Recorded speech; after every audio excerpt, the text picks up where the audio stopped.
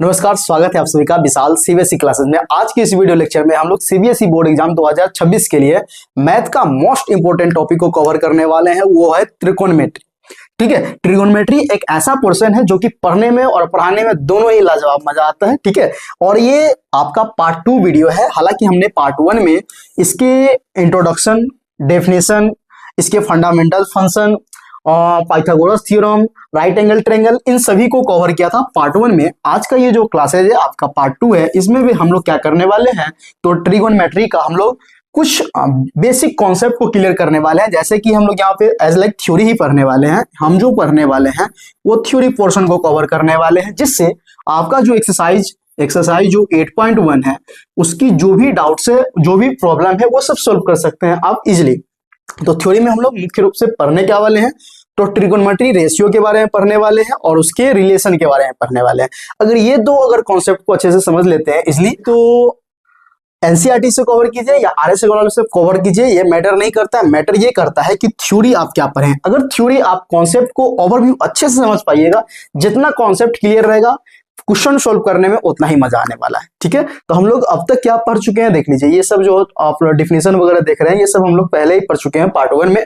अगर नहीं देखे हैं तो उसको देख लीजिएगा। ठीक है, और ऐसा हम उम्मीद करके चल रहे हैं आपसे, एक्सपेक्ट कि ये आपने नोट कर लिया है। अगर नोट नहीं किए हुए हैं तो इसको अच्छे से नोट कर लीजिएगा। ठीक है, हालांकि इसका पीडीएफ वगैरह हम आपको टेलीग्राम ग्रुप में प्रोवाइड कर देंगे। ये सब हमने ऑलरेडी पढ़ चुका था। ठीक है, ये सब यहां तक हमने पार्ट 1 में Greek alphabet symbol, alpha beta gamma जो भी होता है, थीटा लैम्डा फाई साई, इस सब के बारे में हम लोग कवर कर चुका था। आज का जो वीडियो है ना, मुख्य रूप से ट्रिगोनोमेट्री रेशियो के बारे में पढ़ना है और ये आपका रिलेशन बिटवीन टी रेशियो के बारे में पढ़ना है। तो अगर ये दो पार्ट को अच्छे से हम लोग कवर करते हैं, जो कि स्तंभ होता है ट्रिगोनोमेट्री का, क्या होता है ट्रिगोनोमेट्री, क्या नहीं होता है, क्या पढ़ना है नहीं पढ़ना, पार्ट 1 में हम लोग डिस्कस कर चुके हैं। टू द पॉइंट अब चलते हैं हम लोग ट्रिगोनोमेट्री रेशियो के बारे में। देखिए, हम जो पढ़े थे 6 फंडामेंटल रेशियो होते हैं ट्रिगोनोमेट्री में, sine, cos, tan, cosec, cot, ये जो पढ़े थे। अब ये जो ट्रिगोनोमेट्री रेशियो होता है, ये ट्रिगोनोमेट्री में हमें जो बेसिक ट्रायंगल के बारे में पढ़ना है, वो राइट ट्रायंगल के बारे में पढ़ना है, जिसमें हमने ये भी आपको अच्छे से डील कर चुका था कि राइट ट्रायंगल के में कौन परपेंडिकुलर होता है, कौन बेस होता है, कोई हाइपोटेनस होता है, क्यों होता है, इसके बारे में कॉन्सेप्ट हमने आपका अच्छे से क्लियर किया। तो ट्रिगोनोमेट्री रेशियो के बारे में हम एक राइट एंगल ट्रायंगल को कंसाइडर कर लिए कि consider a right triangle ABC in which, जिसमें जो आपका एंगल बी जो है ना, ये आपका 90 डिग्री का हो गया, और कोण सी जो है ना, एंगल सी, उसको हमने थीटा मान लिया। मतलब ये जो देखा जाए इस फिगर में, अगर गौर से देखिएगा तो इस फिगर एबीसी को एक राइट एंगल ट्रायंगल है, जिसमें ये जो कोण बी है ये आपका 90 डिग्री है और वो जो कोण सी है वो आपका थीटा है। अगर ये थीटा होगा तो इसके जस्ट सामने वाली जो साइड्स होगी ये परपेंडिकुलर होगी, राइट एंगल के सामने जो साइड्स होती है वो हाइपोटेनस होता है, और जो एक्स्ट्रा आपका लास्ट में बच जाता है वो आपका बेस बन जाता है। अब ये जो ट्रायंगल हम लोग कंसाइडर किए हैं, इसमें क्या करना चाह रहे हैं, तो करना ये चाह रहे हैं, trigonometry ratio for triangle ABC are defined, इस प्रकार हम लोग डिफाइंड कर सकते हैं। मेनली 6 फंक्शन होते हैं, sine, cos, tan, cosec, cot. ठीक है, तो साइन थीटा इक्वल टू जो फार्मूला होता है, ये फार्मूला है आपका कि साइन थीटा इक्वल टू, अगर ये एंगल अगर थीटा है तो इस एंगल के लिए, किसी भी एंगल के लिए, इसको एंगल लीजिए या इसको एंगल लीजिए, ये मैटर नहीं करता है। मैटर ये करता है कि साइन थीटा इक्वल टू क्या होता है, तो sine theta equal to angle आपका कोई भी हो, ये मैटर नहीं करता है। मैटर ये करता है कि साइन थीटा इक्वल टू होता क्या है, तो sine theta equal to P by H होता है। अगर ये आपका थीटा होगा, सपोज अगर ये आपका थीटा है, तो इस थीटा के अकॉर्डिंग साइन थीटा का वैल्यू जो होगा पी बाई एच हो जाएगा। अगर ये आपका थीटा होता तो इस थीटा के अकॉर्डिंग ये आपका पी होता। ये सब बेसिक बात है, हमने पिछले पार्ट में कवर कर चुका हूं। चलिए, तो ये मेनली आपका फार्मूला है। इस फार्मूला को आपको अच्छे से कवर करना है कि भैया कि साइन थीटा इक्वल टू क्या होता है, तो पी बाई एच होता है। साइन का जस्ट अपोजिट होता है कॉसेक, ये भी हम पढ़ चुके हैं। ठीक है, जब साइन का ये अपोजिट होता है तो इसका जो वैल्यू होगा ये भी अपोजिट ही होगा। तो ये कॉसेक थीटा इक्वल टू क्या हो गया, यहाँ पे होता है sine theta equal to P by H, तो ये अपोजिट कॉसेक, तो कॉसेक का हो गया एच बाई पी। सेम उसी प्रकार ये बॉक्स बना दीजिए, एक दूसरे का अपोजिट है, ये इसका अपोजिट है, ये इसका अपोजिट है। आप ऐसे भी याद रख सकते हैं कि एक दूसरे का ये अपोजिट है। ठीक है, तो cos थीटा इक्वल टू क्या होता है, तो यहाँ होता है पी वाई एच, तो यहाँ होता है बी वाई एच, तीन चीज ही है पी बी एच, तो यहाँ पी वाई एच, यहाँ बी वाई एच, कॉस का अपोजिट सेक, तो सेक थीटा इक्वल टू क्या होगा, sec theta equal to H by B हो जाएगा। फिर बचता है अपना टेन, तो टेन थीटा इक्वल टू क्या होता है, तो वहां होता है पी वाई बी, इसका अपोजिट होता है कॉट, तो कॉट में क्या होगा, तो कॉट जब वैल्यू भी उल्टा हो जाएगा, वैल्यू क्या हो जाएगा, बी वाई पी हो जाएगा। तो मेनली ये 6 फंक्शन है, इसको आप ट्रिक के माध्यम से भी याद कर सकते हैं। तो मेनली हम आपको कहेंगे कि इसको याद वाद करने की अपनी आवश्यकता नहीं है, आप सवाल जब इसी क्वेश्चन को सॉल्व कीजिएगा 8.1 का 2-4 बार 5 बार सवाल को एडजस्ट कीजिएगा, ऑटोमेटिक आपके दिमाग में घुस जाएगा। तो इतना इसमें टेंशन लेने वाली बात नहीं है कि इसको याद वाद कैसे करना है, ये करना है वो करना है, उतना सोचना नहीं है। आप क्वेश्चन सॉल्व कीजिए, 1-2 बार देखकर सॉल्व कीजिएगा कि भैया कॉट थीटा इक्वल टू क्या होता है, तो पी वाई बी होता है, सेक थीटा इक्वल टू क्या होता है, एच वाई बी होता है। तो कहने का मतलब ये ट्रिगोनोमेट्री रेशियो है, इस ट्रिगोनोमेट्री रेशियो को आपको माइंड में रखना पड़ेगा कि हाँ एक ये इसका अपोजिट होता है, एक दूसरे का अपोजिट होता है, यहाँ एक दूसरे का ये अपोजिट होता है, ये इसका अपोजिट होता है। जब अपोजिट होगा तो वैल्यू भी अपोजिट होगा, जाहिर सी बात है। तो साइन का equal P by H, cos sec equal H by P, same उसी प्रकार आगे भी है। तो ये तो ट्रिगोनोमेट्री रेशियो हो गया, ठीक है, ट्रिगोनोमेट्री रेशियो हो गया। अब इसके बीच में रिलेशन है कुछ, उसको हमें पढ़ना कवर करना पड़ेगा। रिलेशन बिटवीन किसके किसके बीच, वही ट्रिगोनोमेट्री रेशियो के बीच। अगर अभी देखे हैं कि ये इसका अपोजिट होता है, ये इसका अपोजिट होता है, तो दोनों का जो मल्टीप्लाई होगा वो 1 के बराबर होगा, ठीक है। तो वही कॉन्सेप्ट यहाँ पे बिल्ड करता है। यहाँ से अब कुछ फॉर्मूला निकल जाएंगे। देखिए अगर साइन इंटू कॉसेक जो वैल्यू होता है वो 1 होता है, sine theta equal to sine theta into cosec theta equal to 1 होता है। अगर वाई पे आपको साइन का वैल्यू पता हो, कॉसेक का वैल्यू निकालना हो, तो जस्ट ये जो मल्टीप्लाई में इधर आएगा तो क्या होगा, डिवाइड में हो जाएगा। अगर बाय द वे हमें साइन का वैल्यू निकालना हो, कॉसेक का वैल्यू हमें गिवन हो, तो साइन थीटा इक्वल टू क्या होगा, ये जो कॉसेक थीटा है मल्टीप्लाई में इधर आएगा तो क्या डिवाइड में हो जाएगा, जाहिर सी बात है।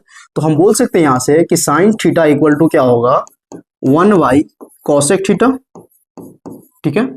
ये एक फॉर्मूला बन गया आपका, ठीक है। इसको हम ब्रैकेट में अच्छे से कवर कर देते हैं। चलिए सेकेंड, क्या ऐसा भी तो हो सकता है ना कि भैया साइन को आप कॉसेक को उधर ले गए, साइन को भी तो ले जा सकते हैं, तो बिल्कुल ले जा सकते हैं। तो ये भी फॉर्मूला बन सकता है कि कॉसेक थीटा इक्वल टू क्या होगा, तो 1 बाई साइन थीटा होगा। देखिए हम एकदम बेसिक भाषा में आपको समझाने का प्रयास कर रहे हैं ताकि आप बातों को अच्छे से समझ पाए। तो यहां से देखा जाए तो 3 फॉर्मूला बन गया, साइन इंटू कॉसेक एक, sine theta equal to cosec theta के रूप में क्या होगा, तो उसके रूप में क्या होगा 1 बाई कॉसेक, और कॉसेक थीटा इक्वल टू क्या होगा साइन के रूप में, तो 1 बाई साइन। ये डिपेंड करता है कि जरूरत कहाँ करना, मतलब इसका हम लोग इस फॉर्मूला को यूज कहाँ करने वाले हैं। तो देखिए जिसका जो जहां जरूरत पड़ने वाला है ना, उसका हम यूज वहां करने वाले हैं, ठीक है। बहुत सारे ट्रिगोनोमेट्री हमें फॉर्मूला में पढ़ना है इस ट्रिगोनोमेट्री चैप्टर में, लेकिन सबका एक ही जगह उपयोग नहीं होगा, जिसका जहां डिमांड होगा वहां पे सप्लाई होगा, ठीक है। होने के लिए साइन थीटा इक्वल टू बहुत कुछ फॉर्मूला होता है, sine theta equal to cosec theta के रूप में होता है, sine theta equal to cos theta के रूप में होता है, साइन थीटा से टैन, मतलब सबके रूप में होता है। लेकिन डिपेंड ये करता है कि हमें यूज कहाँ किसका क्या करना है। ये आपको समझ तब आएगा जब आप प्रश्नावली को, एक्सरसाइज को या क्वेश्चन को, एमसीक्यू को जैसे जैसे सॉल्व करेंगे वैसे वैसे कॉन्सेप्ट आपका क्लियर होते चला जाएगा। Cos theta into sec theta equal to क्या होता है, 1 होता है। चलिए ये दोनों एक दूसरे का अपोजिट होता है, इसीलिए इसका जो मल्टीप्लाई होता है वो 1 के इक्वल होता है। अब यहाँ पे सेम लॉजिक यहाँ पे जो अप्लाई किए वही यहाँ पे अप्लाई कर सकते हैं कि कॉस थीटा इक्वल टू क्या हो सकता है, तो cos theta equal to 1 by आप बोल सकते हैं सेक थीटा होगा। जाहिर सी बात है ये मल्टीप्लाई इधर आया था, डिवाइड में हो गया, तो ये भी एक आपका फॉर्मूला बन गया। किसके रूप में, कॉस थीटा इक्वल टू क्या होता है 1 बाई सेक के रूप में, तो 1 बाई सेक होता है। ऐसा भी तो हो सकता है ना कि आप इसे लिखें, इसको जैसे इसको ले गए इस प्रकार इसको भी ले जा सकते हैं। तो सेक थीटा इक्वल टू क्या होगा, तो सेक थीटा इक्वल टू आप बोलेंगे 1 बाई कॉस थीटा होगा, ठीक है। तो ये भी एक आपका फॉर्मूला बन गया। तो 3 फॉर्मूला 3 6 हो गया। यहाँ आइए, जैसे tan into cot equal to 1 होता है, ये भी एक आपका रिलेशन है किसके किसके बीच, तो tan और कॉट के बीच। तो उसी प्रकार हम बोल सकते हैं भैया कि tan थीटा इक्वल टू क्या होगा, तो tan थीटा इक्वल टू हो जाएगा 1 बाई कॉट थीटा, ठीक है। tan theta equal to 1 by cot theta. फिर से ये tan इधर गुना में या कॉट गुना में था तो उधर गया तो भाग में हो गया। सेम लॉजिक से अगर आप कॉट को ले गए हैं उसी प्रकार tan को भी तो ले जा सकते हैं, तो बिल्कुल ले जा सकते हैं। तो लिखा क्या जाएगा, तो लिखा जाएगा cot theta equal to tan के रूप में क्या होगा, तो 1 बाई tan थीटा होगा। तो देखा जाए तो मुख्य रूप से यहाँ पे आपका 9 फॉर्मूला बन गया। एक आपका जो रिलेशन था साइन कॉसेक के रूप में था, इससे 3 फॉर्मूला बना। एक रिलेशन था कॉस और सेक के रूप में, इससे भी 2 फॉर्मूला, तो 3 फॉर्मूला बन गया। यहाँ भी tan और कॉट के बीच एक रिलेशन था, इस रिलेशन के अकॉर्डिंग मतलब ये कहा जाए 3 रिलेशन से हमें टोटल 9 फॉर्मूला बन गया। ठीक है, सबका यूज होने वाला है, सबका यूज होता है और दवा का यूज होता है, तो अच्छे से इसको आप रटने की आवश्यकता नहीं है।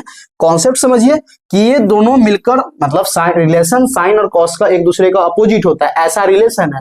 तो जब अपोजिट होगा तो उसका जो मल्टीप्लाई होगा वो 1 के इक्वल होगा। ठीक है, जैसे हम आपको बोले कि x का अपोजिट क्या होगा, तो आप बोलेंगे 1/x होगा। तो x और 1/x का अगर मल्टीप्लाई करें तो वैल्यू क्या आएगा, 1 आएगा। सेम लॉजिक इसका और इसका जो एक दूसरे का ये अपोजिट है तो मल्टीप्लाई 1 होगा। ठीक है, चलिए तो मुख्य रूप से हमें और भी कुछ है टी रेशियो। और देखिए एक रेशियो ये भी है, रिलेशन ये भी है, tan थीटा इक्वल टू क्या होता है, तो tan theta equal to sine cos के रूप में पूछे। वैसे तो tan थीटा इक्वल टू यहाँ भी आपने पढ़ा है कि tan theta equal to 1/cot theta, तो ये कॉट के रूप में हुआ। अगर ये देखा जाए तो ये किसके रूप में है, तो ये है साइन और कॉस के रूप में। तो अब मैटर ये करता है कि किसका यूज कहाँ करेंगे, तो जिसका जहां जरूरत होगी वहां यूज कर लेंगे, जाहिर सी बात है। तो tan थीटा इक्वल टू क्या होता है, साइन बटा कॉस होता है। उसी प्रकार tan थीटा इक्वल टू सेक और कॉसेक के रूप में क्या होगा, तो tan थीटा इक्वल टू सेक और कॉसेक के रूप में सेक बाई कॉसेक हो जाएगा, सेक थीटा बाई कॉसेक होगा। अब यहाँ थीटा होगा तो यहाँ भी थीटा होगा।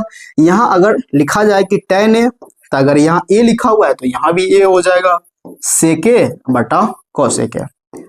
तो डिपेंड ये करता है कि यहाँ पे थीटा क्या रिप्रेजेंट कर रहा है, किस एंगल को रिप्रेजेंट कर रहा है। जिस एंगल को हम लोग रिप्रेजेंट करेंगे तो यहाँ भी वही एंगल हो जाएगा। सेम लॉजिक tan का जब tan और cot एक दूसरे का अपोजिट होता है तो tan equal to cos sine बटा कॉस होगा, तो cot इक्वल टू क्या होगा, वैल्यू पलट जाएगा भाई। तो cot इक्वल टू क्या हो जाएगा, तो cot इक्वल टू हो जाएगा cos थीटा बटे साइन थीटा। सेम साइन और कॉस के रूप में पूछे तो ये हो जाएगा कॉस बटा साइन।